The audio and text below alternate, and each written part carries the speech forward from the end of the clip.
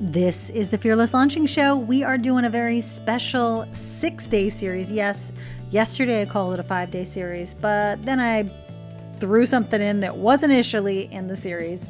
And so now it is a 6-day series. Okay, sue me. So on today's Fearless Launching Show, we're going to be talking about the power of systems and why it's not what you think it is. And even though you are a creative soul, we've got lots of artists, fine artists, visual artists, as well as just creative souls and the audience of this podcast. The power of systems. That's what we're going to talk about today. Okay, well, let's dive in. All right. So on the surface, systems might make you kind of get a little bit crazy in your belly. You might be like, I don't know about systems. But really, I want to encourage you to just broaden your definition of what a system is and why they are so powerful as you're moving into 2020 and beyond, what they are going to do for your launches and your business and every single thing you do in your life even. Okay? So systems are just the way we do things. And hopefully, let's say we've got a way of doing things. We keep doing those things the way we're doing them. Assuming that they're working, assuming they don't need any updates, which from time to time, they need updates. We've done some podcast episodes and interviews with people who that's all they focus on are systems in business systems. So I'm going to probably link a few of those in the show notes. So make sure to check down in those show notes over on the blog. And we'll make sure we get something set up for you. But for systems, this is why systems are so key during a launch. And really this goes along with some of the things I've talked about before, about the dangerous things that people are telling you shouldn't do. So you might see a system as something that is cold. Maybe an evergreen funnel is a system to you, and that's a system. And it is a system. However, you can still have your business built on top of systems, on basically the way you do every single thing. So you have your podcast system, you have your blogging system, you have your newsletter process or system, you have the way you do webinars, you have the way you do launches. All of those things are key. So systems can be the way you do things. The how you do things.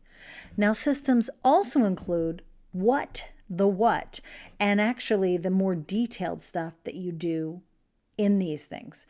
So the way that systems comes into play for me, especially in launches, is that I've got a library of assets. And, I don't use all of those assets every single time. But I know at some point, and this has happened many times where I said, I know there was this one email I wrote back in that 2014 launch. I remember those words so well. They almost made me cry. Just kidding. But, you remember something you said, you wrote a piece of copy. Where was that? I don't remember. And so if you have a system in place, it means that, let's say at the end of every single launch, you make sure that you have a little folder in your Google Drive that has all of your emails, that has all of your landing page links, whatever they were, for videos, for your wait list, for your sales page even. Like you just have links to all your things that were in the launch for a webinar, whatever. And you have like this whole little kind of thing of all the things you created for that launch. You can do that every single time. And in fact, it comes in really handy. You might even want to put your post-launch review in there as well, so you can remember, okay, well, here are those emails. Yeah, these did not get great open rates. We are not using those again. Now, of course, you'll have that information in there as well for bonus points. Now, another system related to this, another kind of thing you want to be thinking about in terms of repeatable stuff. And that's another thing about systems. They're repeatable. So the more you can make repeatable and reusable in your launches, the better. So here are some examples of that.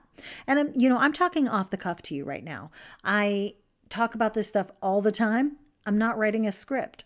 So sometimes this is going to be very conversational and you're going to be like, Ann, I cannot follow you.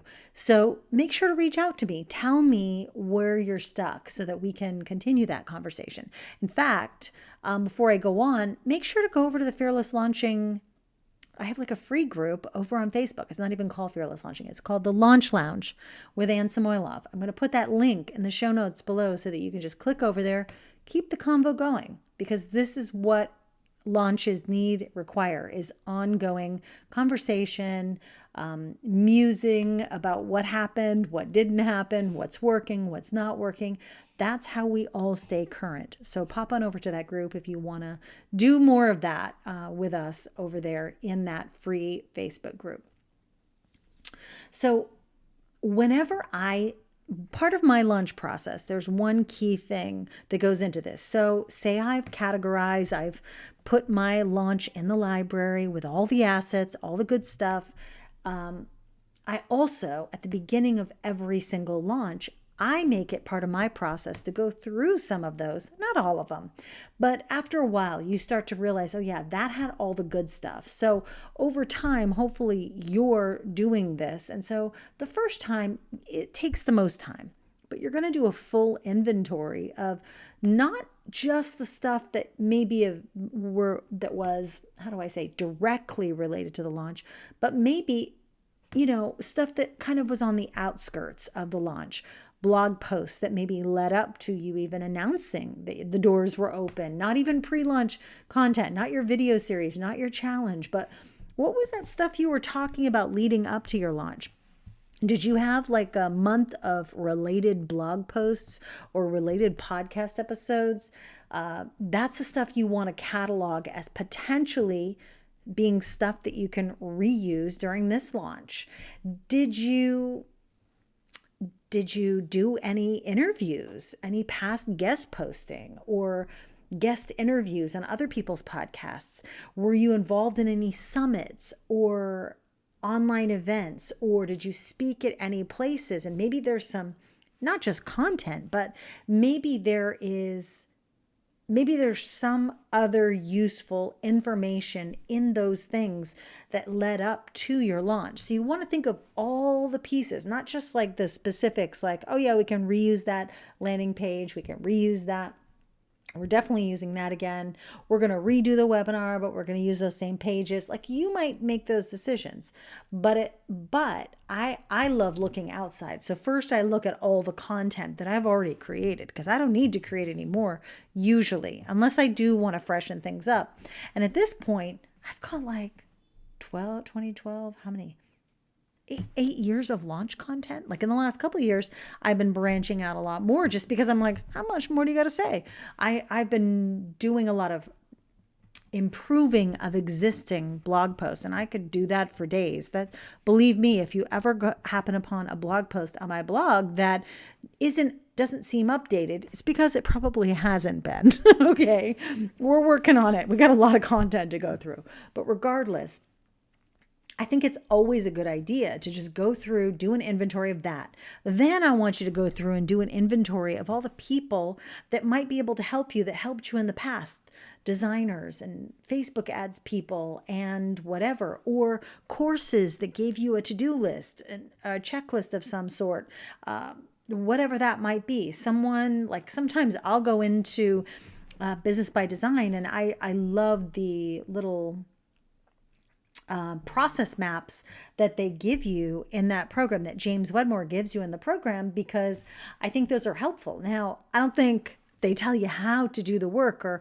how to get it done, but they tell you what to do. That's important. And I think that a lot of people don't know what to do next.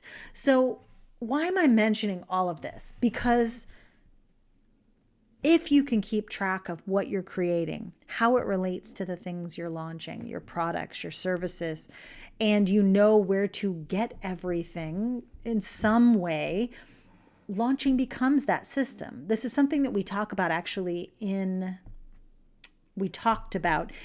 one of the bonuses inside Fearless Launching. and it's about relaunching Creating Fame, which is a program that Laura Roeder launched many, many years when I was working with her.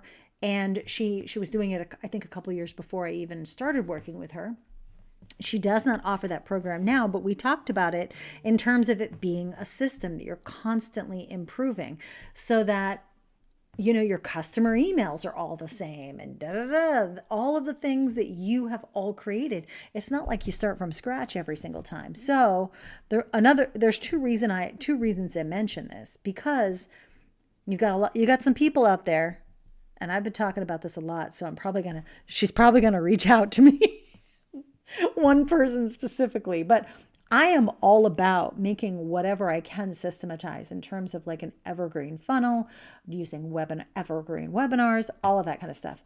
But don't you tell people not to live launch, because that is an important way to build your platform, is to be there. And it's not to say you can't do it in other ways. Sure, your evergreen webinar system can be running on its own, but I think it sets up this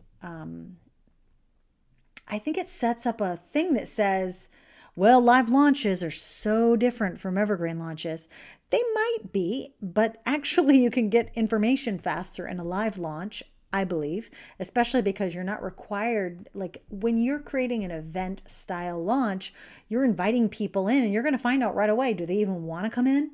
Did they purchase? And the evergreen funnel, which I love, it also can get away from you if you're not on it and checking it and monitoring it weekly and monthly and quarterly and knowing how to up your numbers. And you really can get lost in that. I'm saying that from personal experience, because that's what happened to me a little bit last year until I kind of caught my rhythm with it.